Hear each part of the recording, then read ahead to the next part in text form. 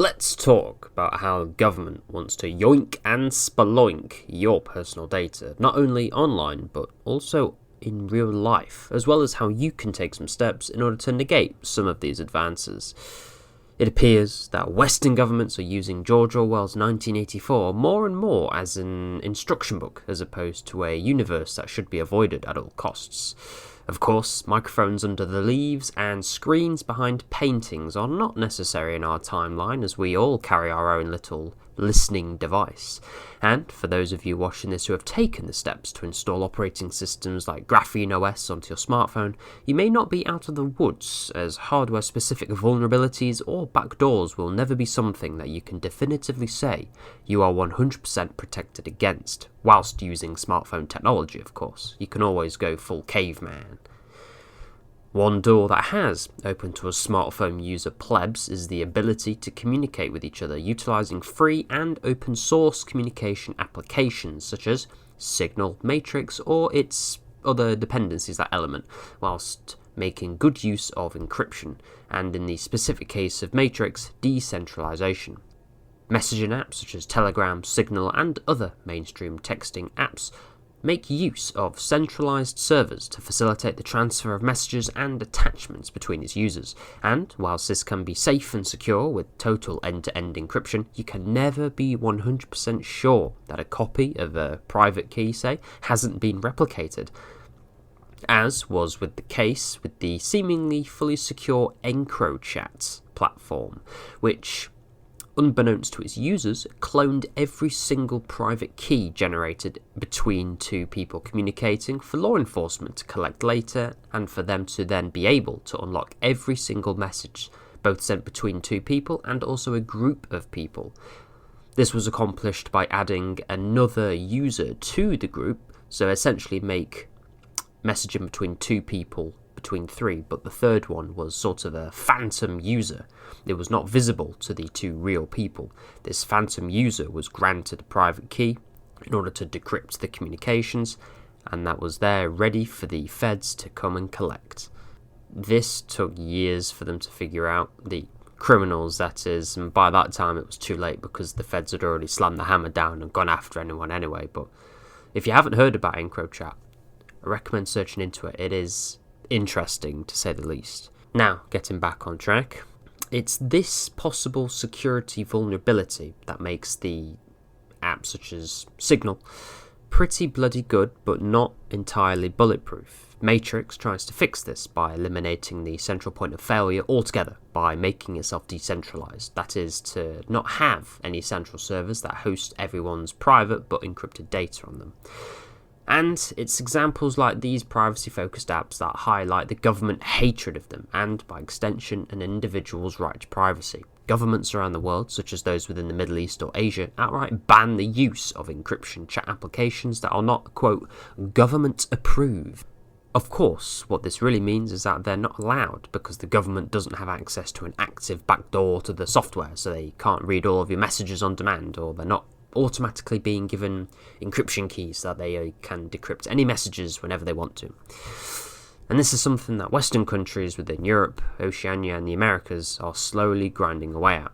If law enforcement ever take an interest with your messages, for example, and you say don't give them your passcode to your phone or access to the encryption keys, that in of itself can be an offence depending on which country you live in.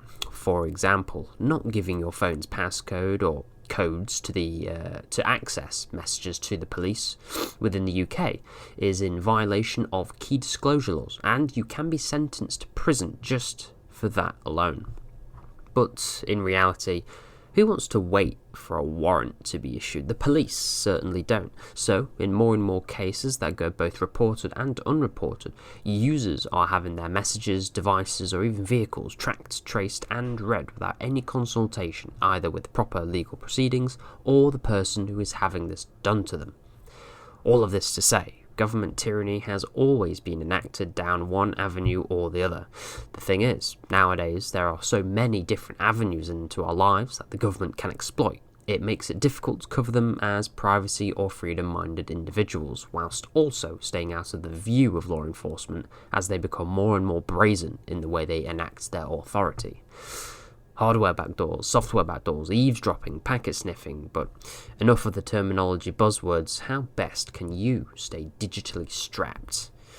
In my opinion, there's really nothing concrete about giving specific hardware or software recommendations. I mean, sure, I could, say use a Pine phone and a Lenovo Dell ThinkPad from 2006 with LibreBoot and Linux from scratch installed with a Gen 2 partition and RFID resistant pouch for safekeeping, but realistically, there's likely a zero-day vulnerability within the Linux kernel that the Glowboys, CIA, GCHQ have ready to deploy at short notice, and even if they don't, I'm sure they would be able to find one or even implement one within a very short amount of time. Why do you think T. Davis was such a Linux hater? Well, after saying that, I really don't mean to make it seem as if all hope is lost and make it seem as if Linux is insecure. I mean, Linux is far from insecure, especially when it's compared to its operating system rivals like Windows and macOS. All hope is not lost. Of course it's not. Your entire strategy to maintaining personal privacy all depends on your threat level. What I mean by that is your threat level is who are you hiding your personal data from? What do you count as your personal data? Keeping your contact information and geolocation from Google is a lot more feasible and doable than keeping your birth information and banking from the eyes of the government.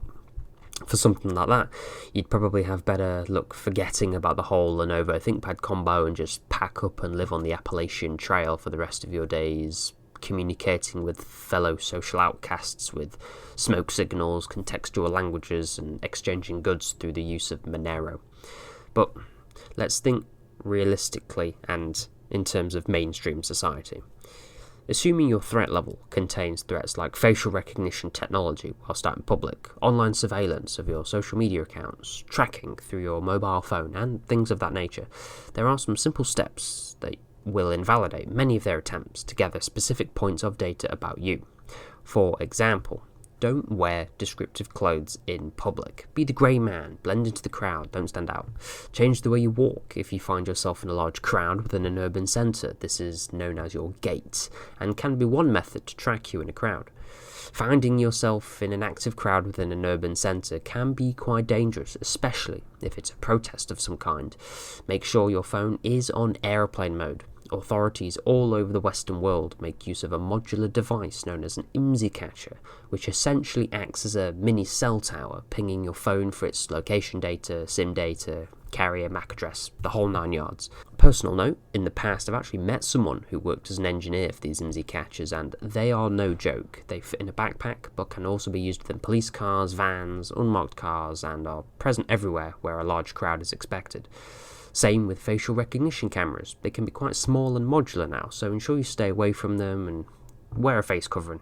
They seem to have been socially accepted during the years of COVID, so a bandana or face mask isn't such a bad idea to keep in your backpack, just in case you find yourself in one of those crowds or a big group of people while you're out and about in the city, going to work, or just going out for the day. General good online web etiquette is to keep what you publish on your social medias non-identifiable. Keep your online persona separate to that of your professional persona. It's nearly 2025 and current day requires people in our profession, being computer science or other IT related areas, to have an online presence that is directly linked to our personal identity. That's fine, just don't cross the streams.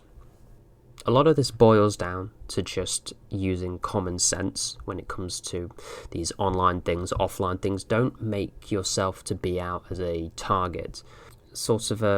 Don't try to stay anonymous as yourself, rather be yourself and then create another identity for which you then do your, political activities or whatever you want to do as your other identity. Don't try and link everything back to yourself, which of course is common sense, but this is how people get caught.